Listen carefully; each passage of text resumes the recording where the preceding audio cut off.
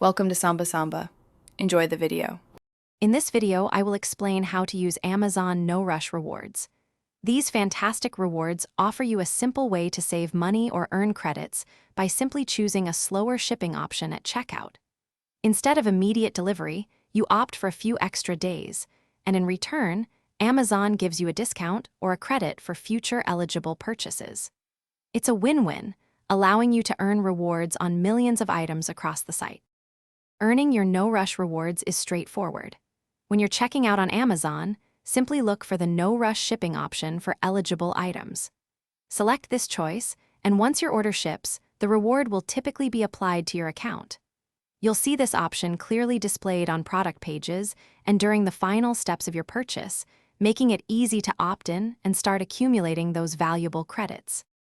Redeeming your No Rush rewards is often automatic and hassle-free.